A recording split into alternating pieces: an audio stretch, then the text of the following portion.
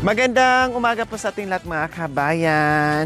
Nagdiskarga tayo ngayon sa ating groceries. Yes, dahil meron tayong mapagmahal and very generous sponsor po mga kabayan na si Tita Dina from Hawaii. Yes, Tita Dina from Hawaii po mga kabayan na ilang beses na po nagpaabot ng biyaya, suporta, no, pagkain nila dito ni Tatay Romy, the family Sibal po mga kabayan. Kaya ito, no, nagpadala po sa atin ng 8,000, more or less 8,000 mga kabayan. And then, ang nag-grocery natin ngayon, no, 6,000 plus, almost 7,000 mga kabayan, 6,000 plus. Then, the rest po, kung magkano yung natira, yun po yung ibabudget natin sa sa susunod natin. Halimbawa, pag akyat natin ay bibili tayo ng ulam nila, no? Kaya maraming salamat po. Ganun pa man, inulan ng saring komento, may pabor, may hindi, no? May mga kanya-kanyang opinion po mga kabayan, pero still, nandiyan pa rin yung bukas ng palad at puso ng ating mapagmahal na sponsor na si Tita Dina. Salamat po, no? Salamat talagang ganun mga kabayan, no? Sinusubukan kung hanggang saan yung tatag natin, yung mission natin mga kabayan. Sabi ko nga, kahit hindi sa ganitong platform po mga kabayan, no, ay talagang may mga pagsubok sa buhay-buhay natin. Kailang, syempre, kahit anong pagsubok mga kabayan, hindi ibig sabihin na doon nagtatapos, doon na lang ay hindi ka na gagawa ng kabutihan para sa kapwa. Talagang ganyan ang buhay, no? Kaya nga may kasibahan, habang may buhay, may pag-asa. So tuloy ang mission mga kabayan. Nangyari na po lahat mga kabayan. Ipagpatuloy pa rin po natin ang ating pagmamahal, love and compassion sa mga nangangailangan po mga kabayan, at tuloy lang po sa ating ginagawa. Okay, kasama ko ngayon si Nanay Terry and Mami D. At bababa kami dahil may mga kami ngayon. Mayroon tayong mga mabibigat na bitbit. Wala si Miss Erica, no? Nandoon sa ibaba daw. Baka mamaya pag narinig niya yung busina natin kanina, ay aakyat din po yun at hahabol. Yun nga lang, wala na siyang bitbitin. Pupunta na lang siya doon nang walang bitbit. Kaya ngayon ay tulong-tulong na lang muna tayo sa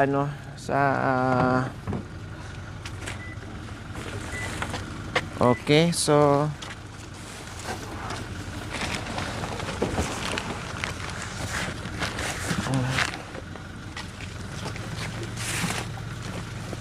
nanitire sa itong isda. Ari ko.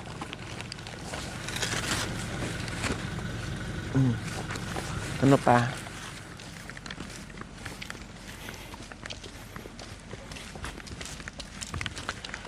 So ayan po mga kabayan, marami kaming bit-bit ngayon. At buti na lang kahit papaano ay nakisama sa amin yung araw. Mukhang uulan ngayon, no? Kung hindi ngayon, mamayang hapon or mamayang gabi kasi mabigat yung ano eh. Walang araw. No, pa sulpot-sulpot kumbaga yung araw mga kabayan.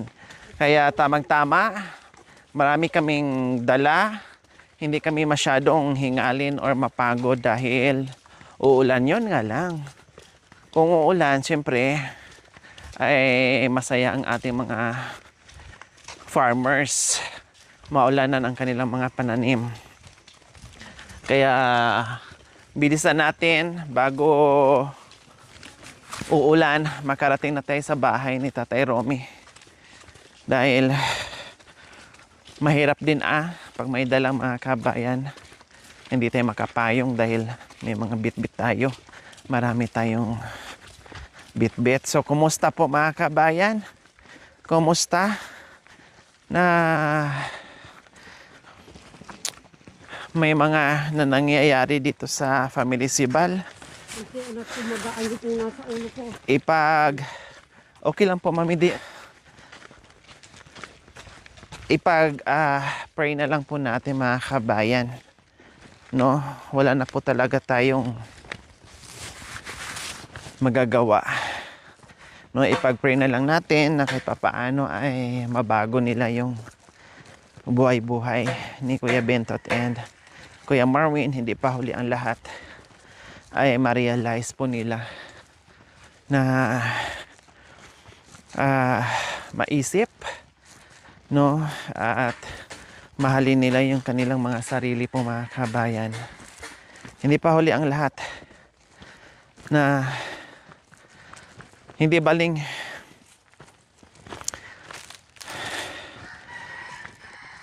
minsan ay hindi sila magkakasundo. Normal lang po talaga, no, sa ating pamilya nga ganyan. So sila pa kaya, hindi alam pa natin na dumaan sa depression. Kaya ang nangyayari po ay unawa at pagmamahal. Kasi kung lagi lang natin tingnan yung mga hindi magandang nangyayari, mapupundi ka kaagad sa ginagawa mo. Ako nga po mga kabayan, sa totoo lang ay dumating din yung punto na para bang nagsasawa ka na, yung napapagod ka na, no, yung ay! Bakit?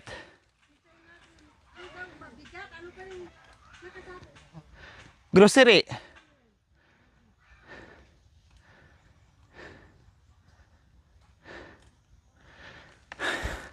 Tumawag si dito tayo sa may lilim. At normal lang po yun na mapapagod ka minsan, dala ng laging may problema. Talagang sabi ko nga ay ang buhay ay parang life. Ang life parang buhay. Ang hirap intindihin, no?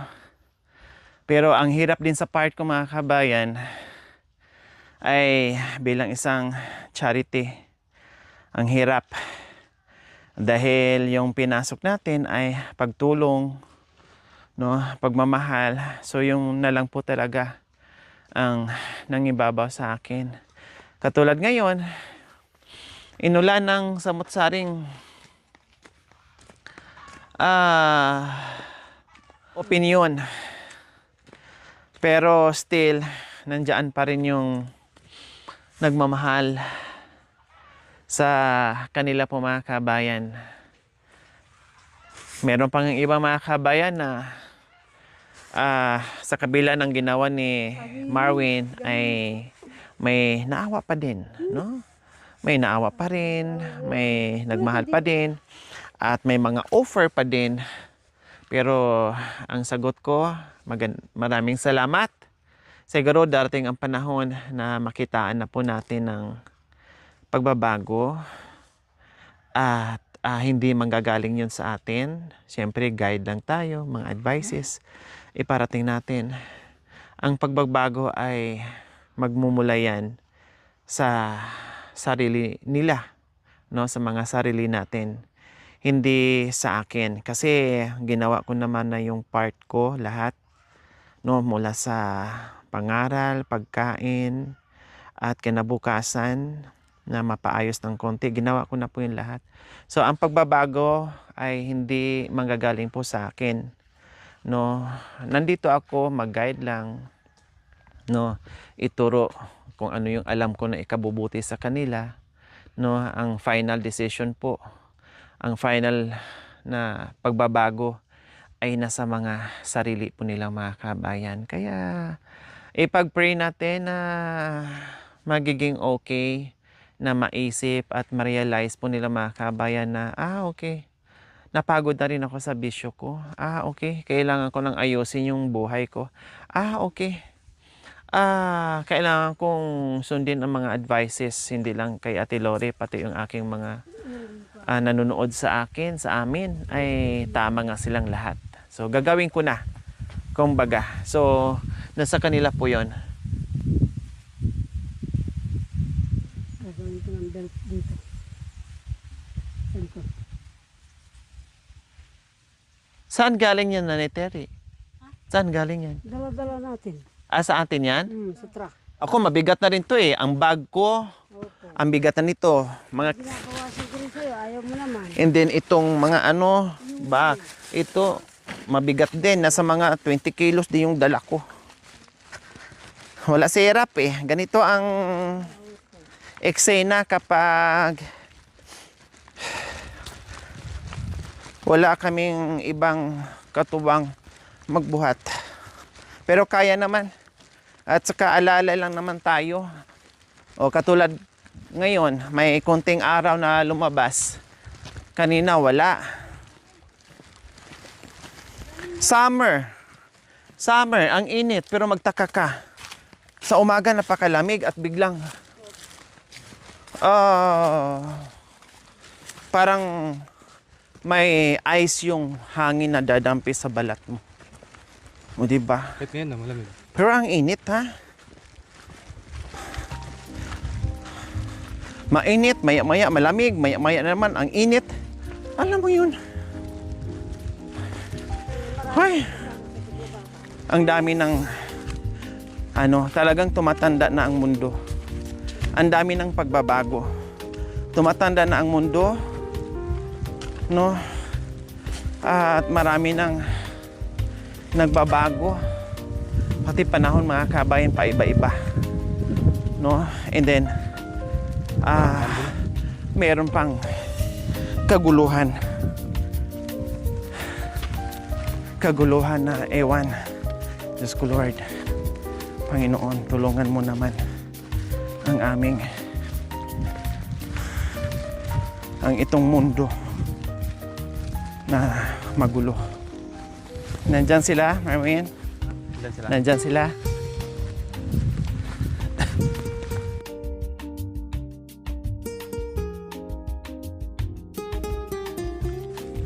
Huwag mong utusan.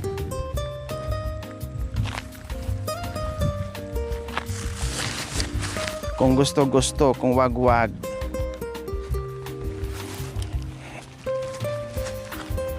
Dahil may isip naman, alam naman.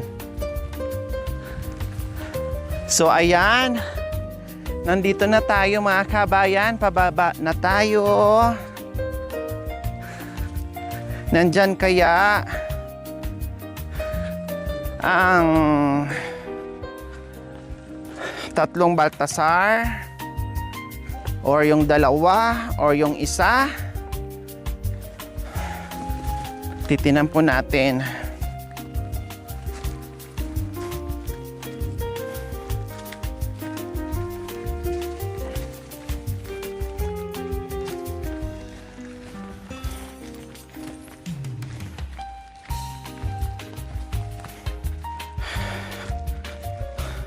So ayan po mga kabayan, sinaway ko si Mami D kasi malayo pa lang, no, alam na ni Marvin. Busina pa lang sa truck kahit hindi niya kami makita, no, marinig na niya yung busina ng truck ay alam na niya na kami yun, wala naman ng ibang pumupunta dyan. So bukod dyan ay nadaanan namin si Marvin. So malayo pa lang, kita ka na, maririnig ka na kasi maingay kami. Pero nandoon lang, nakaupo sa tambayan doon sa dating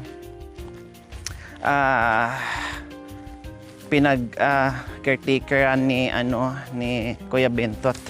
Doon minsan na may tambayan doon sa itaas, no? So nandoon lang siya nakaupo, may mga kasama, no, at nakatingin lang sa amin and then nakangiti lang. So okay, so nakangiti rin din and then tinanong ko lang kung nandiyan yung mga kasama at sinabi ay nandiyan daw, sumagot. So ngumiti lang naman, tumawa lang. So syempre ngitaan din natin at wala namang problema doon. So sinaway ko si Mami D kasi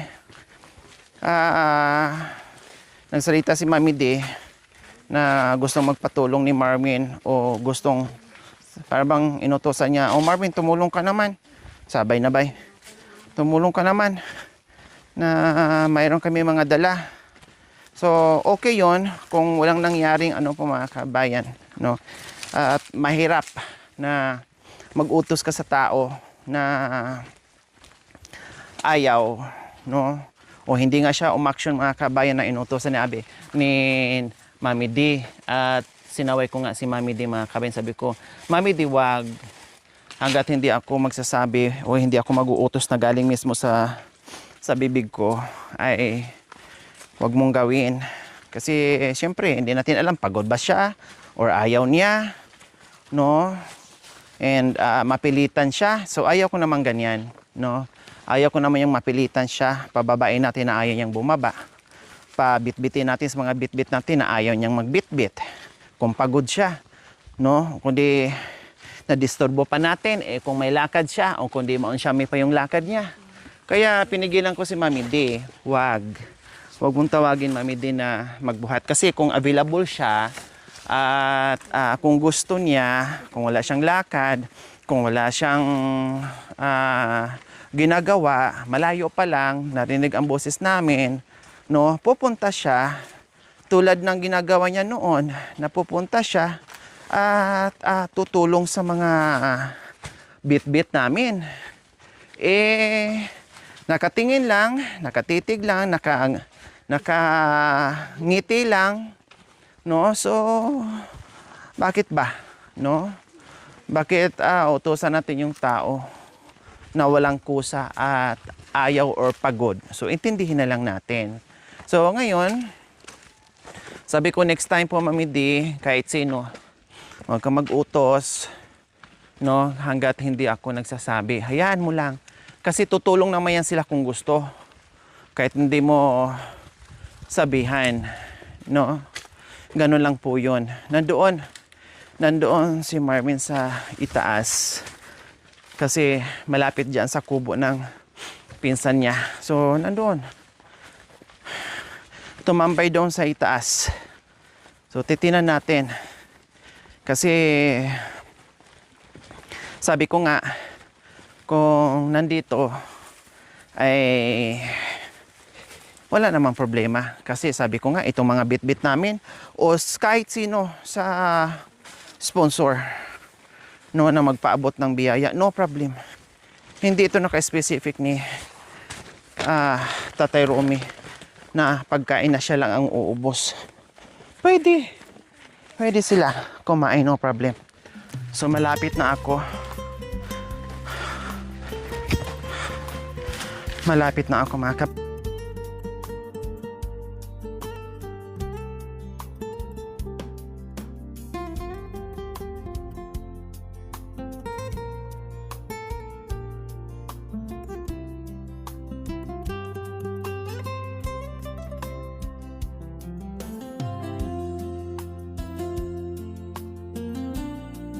O dandahan na kasi ano to, madulas yung lupa.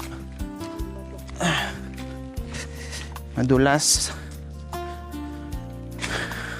Saka sulid pa. Sakit nito sa tuhod pag nagkataon na ano tayo.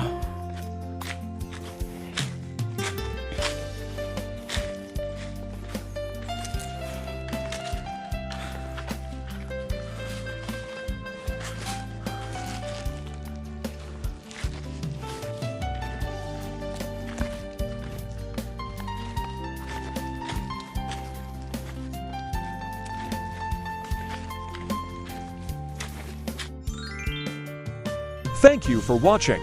Don't forget to like, share, and subscribe.